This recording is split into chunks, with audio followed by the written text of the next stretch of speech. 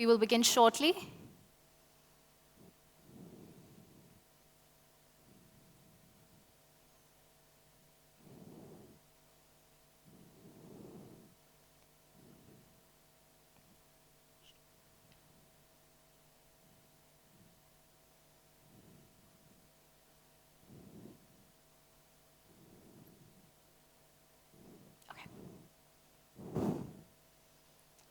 All right, as everyone takes their seats, we're going to introduce our next speaker. I'd like to welcome to the stage Marielle Montenegro, MD and co-founder at the Decision Lab, who's going to tell us a bit more about the intersection of behavioral science and fintech. Welcome. Thank you so much.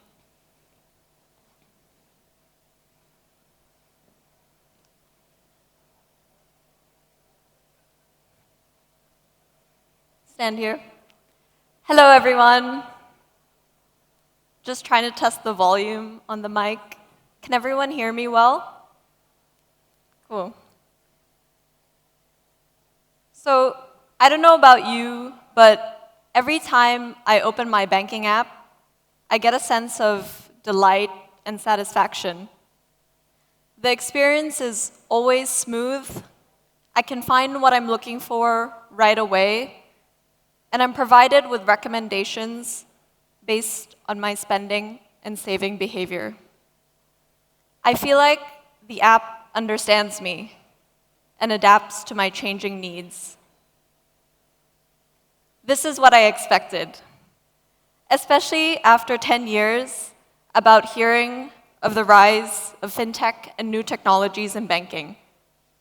Instead, what I get is endless multi-factor authentications, only to get error pages for too many PIN attempts, face IDs that don't work, and countless minutes wasted trying to find a way to review my credit card statement.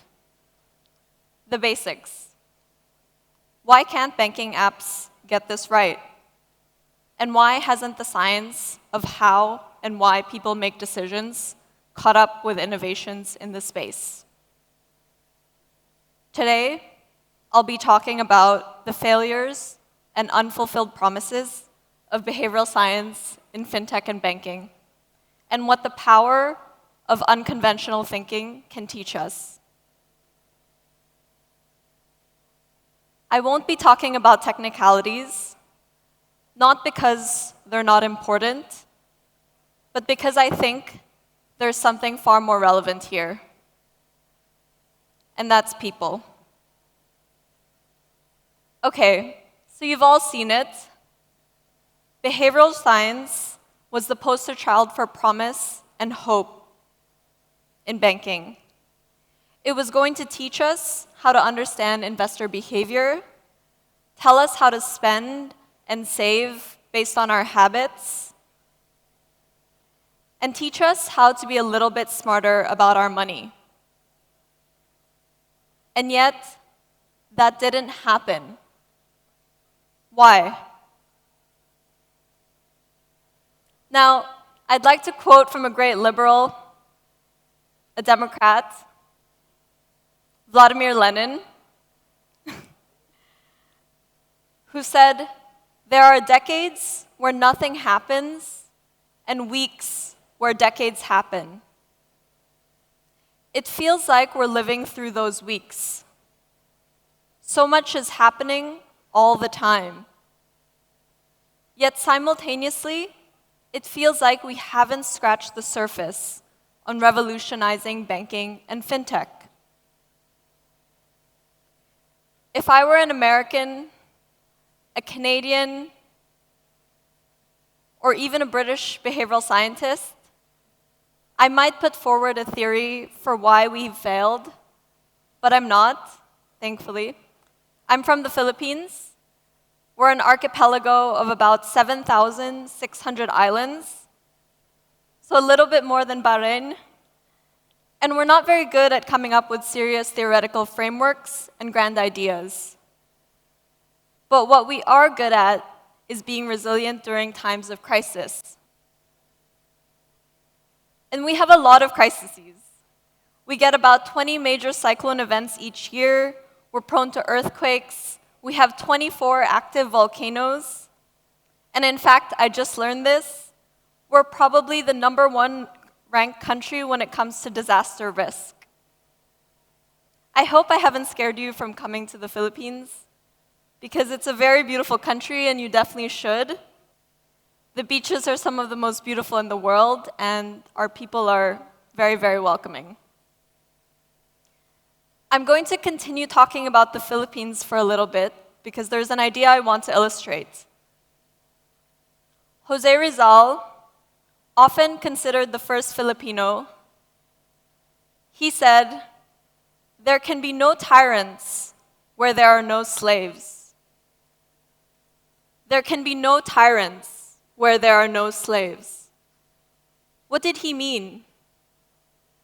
He believed that oppression persists not only because of the oppressors, but because people accept it. He understood that true freedom requires a shift in our mindset. At the time, the Philippines had endured over 300 years of Spanish colonial rule. Filipinos were treated as second-class citizens in their own land, stripped of rights and subjugated to systematic injustice. The prevailing belief, both in the Philippines and in Spain, was that Filipinos were not ready to govern themselves and needed Spain's guidance for order. It's easy to think that innovation comes from scholars and the educated, but history shows us that real disruption comes from those willing to break the mold, to think beyond the established frameworks. What fascinates me as a behavioral scientist is the contrast between what Rizal, the writer, was saying and what the economists and the political thinkers believed at the time. And so, why is it that at such a tipping point did the writer, Jose Rizal, get things right, and that the political elite in the Philippines, the economists, get things so wrong? I believe it's because the poets, the artists, the writers, these types of people give themselves the permission to think unconventionally. They see the world differently. And going back to our question of why behavioral science's promise has been unfulfilled, we need to go all the way back to school. Bring yourself back to the school days. Remember the person that you were. Remember your classroom, your subjects, your teachers. I remember studying. I studied really hard, and I enjoyed all the rewards that came with that. But those who didn't enjoy it, those who spent most of their lectures staring outside the classroom window, they weren't rewarded for it. Yet they still went on to have very successful careers. It's just that their intelligence was not recognized. But those kids who were able to come in, absorb all the information, they went on to the top universities and landed the top training programs and internships, and went on to the big consulting firms, the banks, the insurance companies. But that's just one type of intelligence. And that is the one that we here in these institutions typically interact with on a daily basis. Now, we like to think we surround ourselves with people who think differently from us, but we don't. There's something called confirmation bias. It's one of my favorite behavioral science concepts. As the smart people in the top firms and the institutions progress through their careers, the pool of people who actually think differently narrows. We like to think we hire for diversity of thought and ideas, but actually we gravitate towards those who think similarly to us. And once you're in these institutions, it gets harder and harder to break the mold. We're incentivized to optimize, to increase efficiency, to double returns and hit KPIs. We're not incentivized to take risks, to try new things. The rise of robo-advisors was supposed to be a breakthrough. Personalized, automated financial advice for everyone. It sounded revolutionary at first. But what happened? Many of these platforms ended up replicating the same portfolio structures and strategies used by human advisors. They stuck too closely to the rules of conventional finance. Robo-advisors had the potential to simplify financial planning, but instead, they overwhelmed users with complex options and weren't flexible enough, resulting in a slightly more efficient version of the same system. Let's take another app, Mint, one of the early iterations of budgeting apps. It was designed to simplify our finances by consolidating accounts, tracking spending. Instead, it overwhelmed users with constant alerts and excessive data, leading to decision fatigue and frustration as users struggled to act on the information. Instead of guiding users towards clear, actionable steps, Mint's complexity made financial management harder. And this is where we get stuck. We're not truly listening to our users, resulting systems that fail to take into account how people make decisions and how this might change in different contexts. As a result, we're building more sophisticated versions of the same frustrating apps and services we've been using for years. And the basics are being overlooked because we're not allowing ourselves to look outside the walls of our offices, refining existing methods rather than questioning the whole framework. And why is this? There's another psychological concept I want to share, and that's the Dunning-Kruger. When we bring together the best minds who are not used to being wrong, it breeds a sort of overconfidence that leads them to overestimate their abilities and stick to safer solutions. And since these same perspectives dominate decision-making, we keep getting stuck. And so now I'm going to share a little bit about how I think we can break through this. Unconventional thinking in fintech means challenging the status quo. It starts by asking uncomfortable, counterintuitive questions like, what if we did the opposite of what we're doing now? What if we stopped optimizing systems and instead started imagining entirely new user experiences? For decades, fintech has focused on optimizing processes, refining user interfaces, automating back-end systems. But what if we redesigned these financial services from the ground up?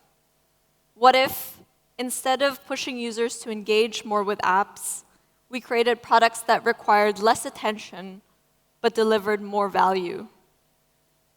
Imagine a banking experience that works quietly in the background, nudging users towards smarter financial decisions without overwhelming them with data. Instead of interfaces that provide endless information, we focus on curating actions that matter the most. And this isn't just experience redesign.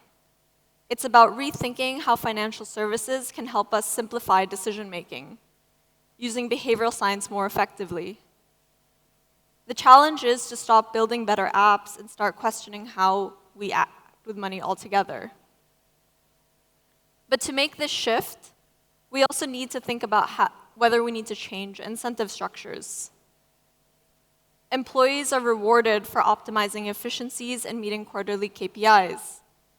But bold innovation rarely comes from optimizing. It comes from redefining how we think about financial services themselves. To truly innovate, we must look beyond internal actors. Working with behavioral scientists effectively is an important piece of the puzzle, but other actors are important too. Startups, academics, or even partners from unrelated industries. What if fintech firms collaborated with game deciders to tackle decisions, or urban planners to design financial services that integrate seamlessly into daily life? To cultivate this kind of thinking, fintech companies must actively create environments that foster bold, unconventional ideas. And I have 4 principles that I think can support with that. The first is we need to hire for diversity of thought. We need to think more than just about people who look differently to us. We need to make sure that these people also think differently and challenge our assumptions. Secondly, we need to embrace experimentation and failure. True innovation requires embracing failure. Look at Amazon. Its early products paved the way for Alexa and AWS. In fintech, we need to create safe spaces where teams can experiment boldly and be rewarded for it, even when ideas don't work.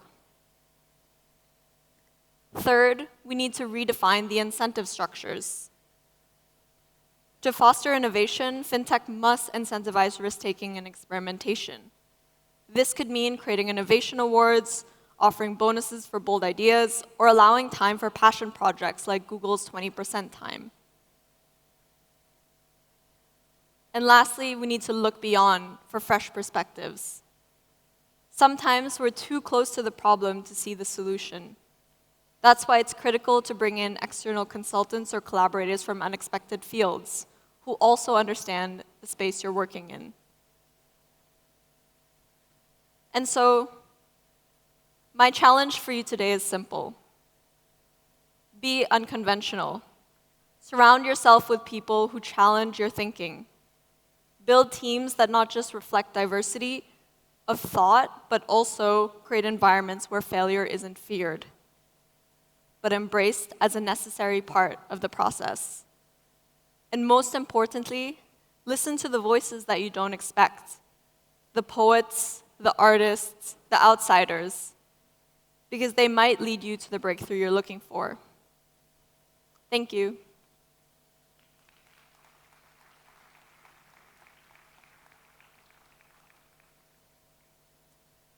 I think we have a few minutes for questions, if anyone has.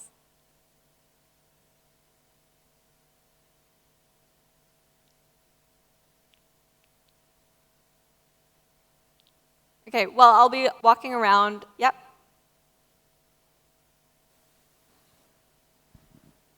Hey, thanks for the great presentation. Talk about diversity of thought. My company, Fintech, we track diversity of talent within fintech globally. Do you have any suggestions as to sort of how to measure or monitor or sort of track that? Because it's obviously there's sort of data protection, HR issues around that. So I just wonder whether what your thoughts are on the how to drive that, because it's a great idea. Yeah, that's a really good question. Because when I was thinking about diversity of thought, I was thinking more in the hiring process. But when we're thinking about how can we represent that for platforms like yourself, we would probably look to different psychometric assessments where we can kind of share different ways of thinking. I think we'd have to think about exactly what those are, and like especially in fintech, what's the best way to represent that and make sure that it's actually driving the change that we're looking for. But yeah.